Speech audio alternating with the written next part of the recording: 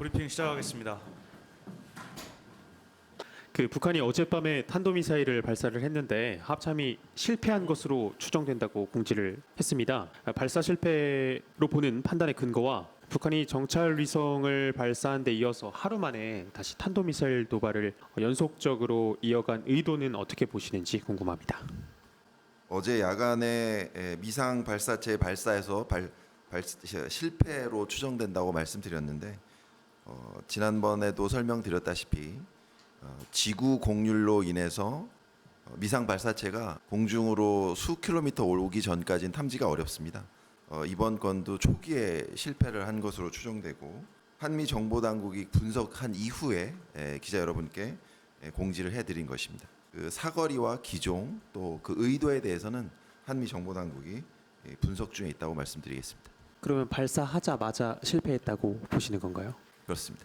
21일 밤에 북한 발사한 정찰 위성 내에서 일본과 우리나라 판단이 다른데 일본도 이제 현지 언론 이 내용을 좀 확인해 보면 미군에게 받은 정보 그리고 뭐 자유대와 우주항공연구개발기구 이거 종합해서 아직 궤도에 진입했다고 보기에는 좀 회의적이다 이런 보도들이 계속 나오고 있는데 저희는 어제 이제 한미 정보당국 통해서 궤도에 진입했다고 판단을 했잖아요.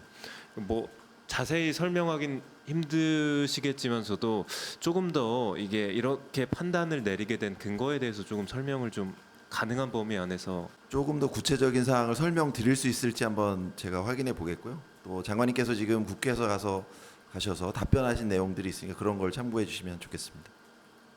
어제부터 9.19 합의 1조 3항 효력 정지가 오후 3시부터 이루어졌고 그러면 그에 따라서 오후 3시부터 우리 군의 공중 정찰 감시 자산이 군사 분계선 일대에 투입돼서 정찰 활동을 시작한 걸로 봐도 되는지 오늘 또 그러면은 정상적으로 임무를 수행하고 있는 상황인지 궁금하고요. 어느 자산이 어느 정도 투입돼서 임무 수행하고 있는지도 궁금합니다. 어제 설명해드린 바와 같이 15시 이후로 군사합의 이전 수준의 정상적인 군사활동을 실시하고 있습니다. 거기에는 감시 정찰 자산은 물론 포함되고요. 그 이외에 다른 추가적인 헬기라든지 이런 운용들도 필요하면 진행할 것입니다. 어젯밤 이제 탄도미사일 발사가 정찰위성 발사 하루 만에 이제 연속적으로 도발이 이어진 건데 이런 연속적 도발의 의도는 뭐라고 평가하고 계신지 궁금합니다. 사거리와 기종, 의도에 대해서는 분석 중이라고 말씀드렸습니다. 북한이 국방성 명의로 이제 9.19 군사합의의 전면적인 파기를 하겠다라고 하면서 책임을 우리 쪽에 떠넘겼습니다. 일단 이야기가 나오긴 했지만 이와 관련해서 우리 정부의 입장이 무엇이고 향후 어떻게 대응할 것인지 좀 말씀 좀 부탁드립니다. 네, 정부가 어제 조치했던 일부 효력 정지에 대해서 군의 입장 또 국방부의 입장은 충분히 설명드렸던 것 같습니다. 북한이 국방성 성명을 통해서 사실관계를 호도하고 적반하장의 행태를 보이는 것에 대해서 거듭 엄중히 경고합니다. 우리 국방부와 우리 군은 향후 북한의 조치를 예의주시하면서 우리 국민을 보호하기 위한 대응 조치를 강구해 나갈 것입니다.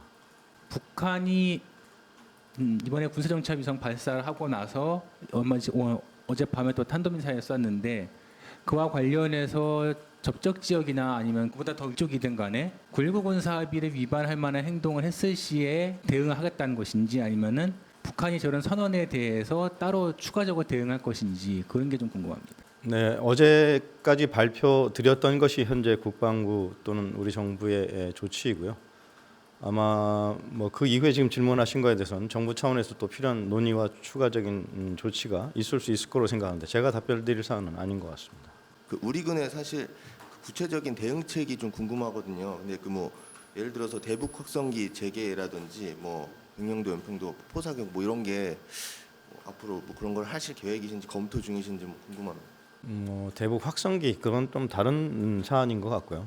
일단 아시겠지만 비행 금지 구역을 복원했기 때문에 그에 대한 정찰 감시 이런 것에서 좀 저희가 군이 좀 더 융통성을 가지고 운영을 할 수 있을 것이고 또 그런 공역에서의 훈련이 가능할 것으로 생각합니다. 9.19 합의 관련해서 북한이 일방적으로 지금 사실상 파기를 선언했는데 그럼 우리 측에서도 이거를 어떻게 보면 지킬 필요가 없다라고 판단할 수도 있을 것 같아요. 그러면은 나머지 1조 2항이나 이런 데서 나오는 해상에서의 뭐 포사격 훈련, 뭐 군사 분계선 5km 이내에서의 뭐 육지에서의 포 훈련 이런 것들도 우리도 그것들을 어떻게 재개할 그럴 수순으로 밟아 나갈 것인지 이런 좀 장기적인 어떤 대응책이나 조치가 어떻게 이루어질지 궁금하고요.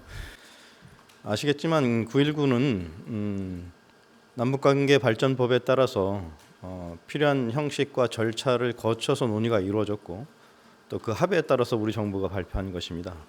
그런 절차와 형식 이런 게 진행됐다라는 것을 말씀드리고 물론 북한의 국방성 성명이 있었지만 그 이후에 질문하신 것에 대해서는 또 필요한 조치나 이런 것이 검토되리라 생각을 합니다.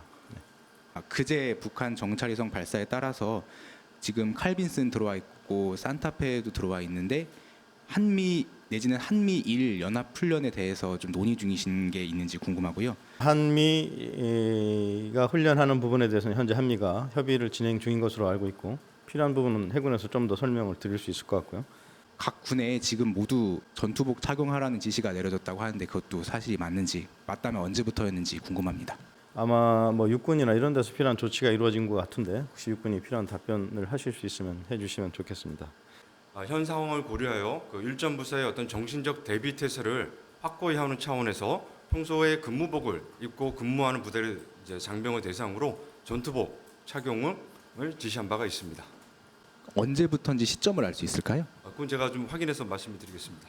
어쨌든 9.19 군사 합의 일부 효력 정지로 인해서 일단 군사 분계선 일대에서 우발적이든 의도적이든 군사적 충돌이 예상이 되는데 이런 충돌 가능성에 대해서 우리 군 당국은 어느 정도 어떻게 보고 계신지랑 좀 구체적으로 어떻게 대비하실 계획이신지. 그 부분도 어제 뭐 필요한 설명을 좀 드렸던 것 같은데요. 억제는 힘에 의해 달성되는 것으로 우리 군은 만반의 대비 태세를 갖추고 있습니다. 만약 북한이 도발한다면 한미 연합 방위 태세와 능력을 바탕으로 즉각 강력히 끝까지 응징할 것입니다. 저 북한 국방성 성명 때문에 다시 한번 질문 드렸는데요. 보면은 신형 군사 장비 더 많은 무력을 전진 배치할 거라고 했는데 뭐 이게 뭐 어떤 것들을 시사한다고 보시는지 좀 궁금합니다. 이를테면 이제 북한도 바보가 아닌 이상해야 어떤 장비들을 오면 우리의 무기 사정거리 안에 걸릴 거 아니겠습니까? 근데 그럼에도 불구하고 이런 식의 언사를 하는 거에 대해서 좀 어떻게 평가하시는지. 글쎄요, 그 부분에 대해서 뭐 단정적으로 말씀드릴 수 있는 것은 아닌 것 같고요. 북한이 단지 어떤 수사적인 위협인 것인지 아니면 북한이 갖고 있는 아시겠지만 뭐 재래식 전력이라는 게 정해져 있으니까 그런 재래식 전력의 어떤 위치나 변경 뭐 이런 게 있을지는 좀 지켜봐야 될 것 같습니다.